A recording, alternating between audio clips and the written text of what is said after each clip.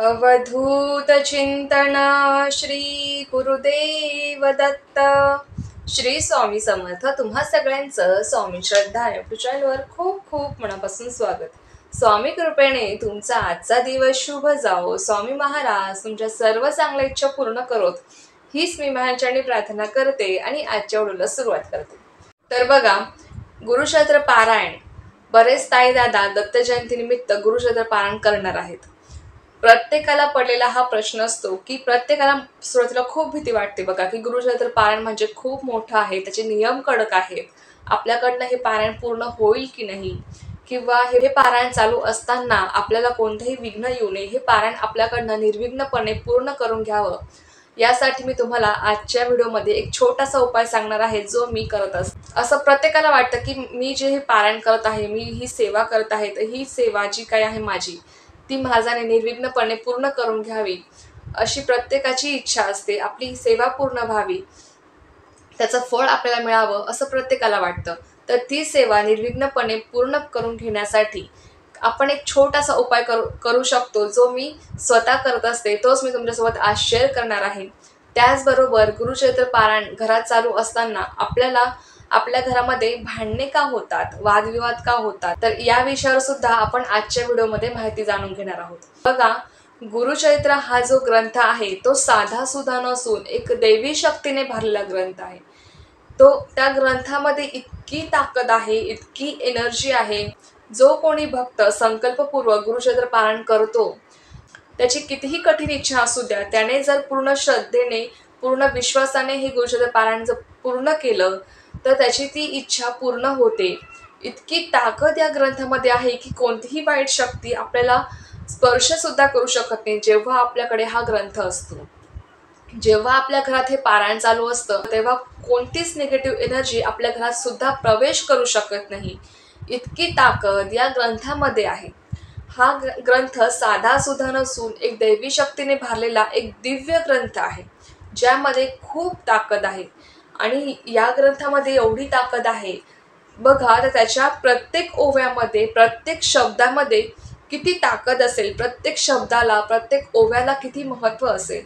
आणि जेव्हा आपण हे पारायण आपल्या घरामध्ये करतो, अगदी मी माझ्या अनुभवावर सुद्धा सांगते की आपल्या घरामध्ये ना सुरुवातीला भांडणे होतात.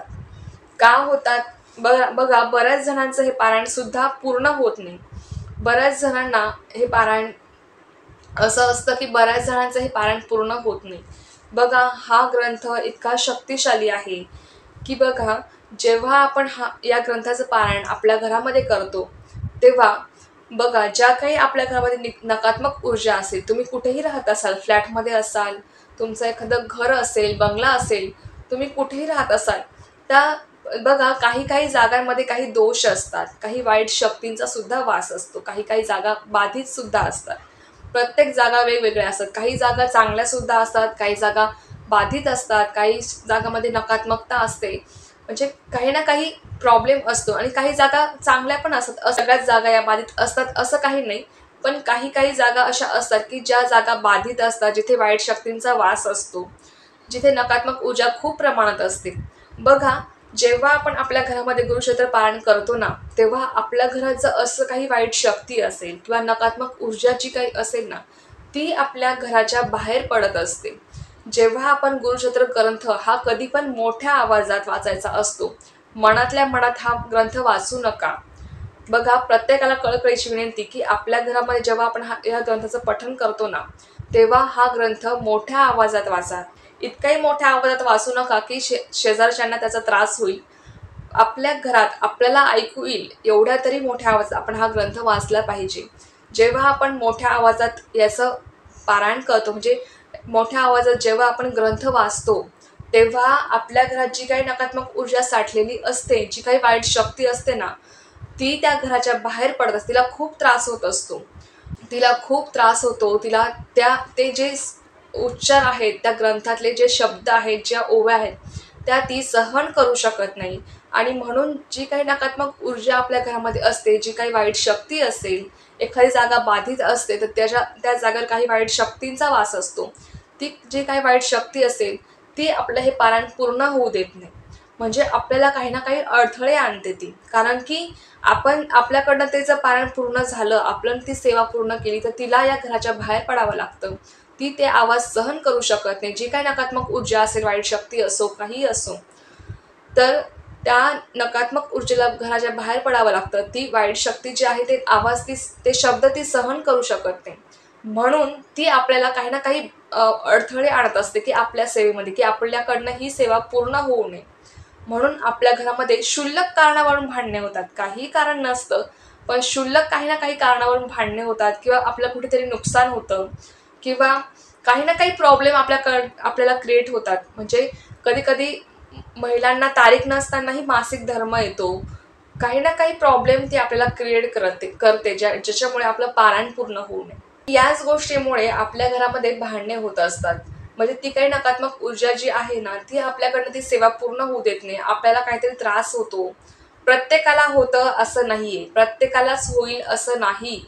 ज्यांच्या घरामध्ये खरंच प्रॉब्लेम आहे, वाईट शक्तींचा वास आहे, ज्या जागामध्ये दोष आहे, अशा घरांना म्हणजे अशा जागेवर प्रॉब्लेम होतो. म्हणजे त्यांना अडथळे येतात. प्रत्येकालाच येतील असं नाही. बऱ्याच जणांचे पारायण निर्विघ्नपणे सुद्धा पार पडतात. त्यांना कोणताही अडथळा, कोणताही प्रॉब्लेम येत नाही.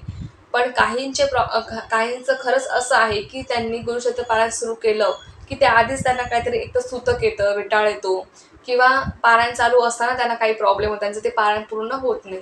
असं बऱ्याच जणांचं होतं, की त्यांचं ते पारायण पूर्ण होत नाही. तर हेच प्रॉब्लेम असतात, की या ज्या नकारात्मक ऊर्जा असतात ना, त्या आपल्याला ती चांगली गोष्ट जी आपण करणार असतो, त्या सेवेने आपलं कुठेतरी चांगलं होणार आहे आणि ती सेवा जर आपण केली, ते पारायण जर आपण केलं, तर त्या वाईट शक्तींना, त्या नकारात्मक ऊर्जांना घराच्या बाहेर पडावं लागणार असतं. म्हणून त्या आपल्याला त्या सेवा पूर्ण होऊ नये, ती आपली पारायण पूर्ण होऊ नये म्हणून आपल्याला त्या अडथळा निर्माण करत असतात, की कोणत्या ना कोणत्या अडथळ्याने आपलं दुर्लक्ष व्हावं त्या पारायणाकडे, आपलं पारायण पूर्ण होऊ नये म्हणून त्या आपल्याला बाधा आणत असतात. तर त्यासाठी एक छोटासा उपाय मी तुम्हाला सांगते, जो मी स्वतः करत असते. बघा, प्रत्येक वेळेस गुरुचरित्र पारायण मी आत्तापर्यंत जेव्हा केलेलं आहे, तेव्हा प्रत्येक वेळेस मला सुद्धा भीती वाटते, की माझं पारायण पूर्ण व्हावं. प्रत्येकाची इच्छा असते, की आपलं पारायण हे निर्विघ्नपणे पूर्ण व्हावं. त्यासाठी एक छोटासा उपाय तुम्हाला करायचा आहे. तो म्हणजे काय? बघा, जेव्हा आपण संकल्प करतो, तेव्हा संकल्प सोडताना जेव्हा आपण आपलं नाव सांगतो स्वामींना, आपल्या हातामध्ये पाणी असतं बघा. आपण नाव सांगतो, आपलं गोत्र सांगतो, तेव्हा स्वामींना म्हणायचं, की महाराज तेव्हा स्वामींना, दत्त महाराजांना म्हणायचं, की महाराज माझ्याकडनं हे पारायण निर्विघ्नपणे पूर्ण करून घ्या. या पारायणामध्ये मला काही अडथळे, कोणत्याही अडचणी नका येऊ देऊ. तुम्हीच माझ्याकडनं ही सेवा महाराज पूर्ण करून घ्या. मी तुमची जी काही इच्छा असेल, मी माझ्या या इच्छेसाठी हे पारायण 7 दिवसांचं करत आहे. तर माझ्याकडनं हे पारायण तुम्हीच निर्विघ्नपणे पूर्ण करून घ्या. ही सेवा करण्याची ताकद मला द्या. ही सेवा तुम्ही माझ्याकडनं पूर्ण करून घ्या. असं तुम्हाला महाराजांना प्रार्थना करायची आहे संकल्प करतानाच. संकल्प असाच सोडायचा, की महाराज माझ्याकडनं हे पारायण तुम्हीच निर्विघ्नपणे पूर्ण करून घ्या. कारण की ते पारायण जरी आपण वाचत असलो, तरी पण आपल्याकडनं ते पारायण पूर्ण करून घेणारे हे स्वामीच आहेत. आपल्याकडनं कोणती सेवा करून घ्यायची, आपण जी काही सेवा करतो स्वामींची असो किंवा कोणतीही, तेव्हा ती सेवा पूर्ण करून घेणारे आपले महाराजच असतात. आपण फक्त निमित्त असतो. लक्षात घ्या. म्हणून महाराजांना आपण संकल्प करतानाच असा करायचा, की महाराज तुम्हीच माझ्याकडनं हे पारायण निर्विघ्नपणे पूर्ण करून घ्या. यामध्ये मला कोणताही अडचणी, कोणताही अडथळे येऊ नका देऊ. अशी तुम्हाला महाराजांना प्रार्थना करायची आहे आणि तो संकल्प सोडायचा आहे. बघा, तुमचं ते पारायण 100% निर्विघ्नपणे पूर्ण होणारच. हा माझा स्वतःचा अनुभव. मी प्रत्येक वेळेस संकल्प करताना असाच संकल्प करते आणि मला आत्तापर्यंत तरी मला कोणत्याही पारायणामध्ये अडथळे आलेले नाहीये किंवा कोणतंही विघ्न आलेलं नाहीये. शेवटी आपल्याकडनं सेवा करून घेणारे हे महाराज असतात. बघा, त्यांना आपली खूप काळजी असते. त्यांना आपल्याकडनं कोणत्या सेवा करून घ्यायच्या, कोणत्या नाही. आपण निमित्त असतो, पण बाकी सेवा करून घेणारे तर महाराज असतात. आपल्याकडनं वदवून घेणारे तर महाराज असतात. म्हणून महाराजांवर सगळा भार सोपवून द्यायचा आणि आपण फक्त सेवा करायची असते.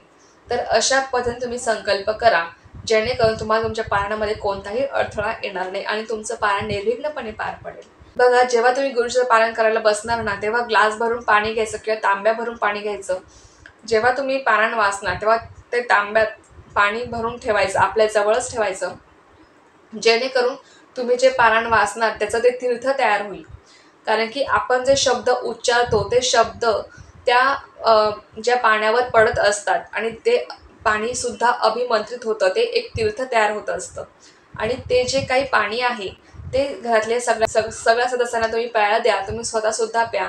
आणि तुमच्या घरात जरी कोपऱ्यामध्ये थोडं थोडं शिंपडलं तरी चालणार आहे. त्याचप्रमाणे जे आपण अगरबत्ती लावतो पारायण वाचताना, ती सुद्धा विभूती थोडी थोडी आपल्या घराच्या कोपऱ्यामध्ये टाकली तरी चालणार आहे, जेणेकरून काही वाईट शक्ती आपल्या घरामध्ये असतील, कोणतीही नकारात्मक ऊर्जा तुमच्या घरामध्ये असेल, तर ती तुमचं घर सोडून जाईल. तुमच्या घरामध्ये खूप छान आणि प्रसन्न वातावरण तयार होईल. तुम्हाला कोणत्याही प्रकारचं कोणतंही संकट येणार नाही आणि तुमच्या घरामध्ये सुद्धा काही दोष असतील, वास्तुदोष वगैरे, ते सुद्धा तुमचे दूर होतील. हा एक छोटासा उपाय आणि हे असं तीर्थ तुम्हाला करायचं आहे, जेणेकरून तुम्हाला त्या पारायणाचं संपूर्ण फळ मिळेल. आणि पूर्ण श्रद्धेने हे पारायण करा.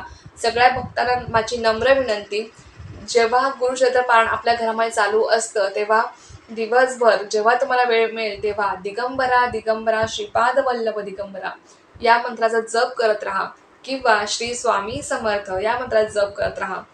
हे 7 दिवस पूर्ण आपल्या सेवेसाठी द्या, आपल्या महाराजांसाठी द्या. बघा तुम्हाला किती छान छान अनुभव येतील या पारायणाचे. फक्त श्रद्धेने आणि विश्वासाने हे पारायण पूर्ण करा. तर चला, ही खूप छोटीशी माहिती होती जी मला तुमच्यासोबत शेअर करायची होती. तर झालेली सेवा मी स्वयंचरणी रुजू करते आणि आजचा हा व्हिडिओ इथेच थांबवते. तुम्हाला जर ही माहिती आवडली असेल तर व्हिडिओला लाईक, शेअर, सबस्क्राईब करायला विसरू नका. पुन्हा भेटू अशाच एका नवीन व्हिडिओसोबत किंवा नवीन विषयासोबत. तोपर्यंत सर्वांना श्री स्वामी समर्थ. जय जय स्वामी समर्थ.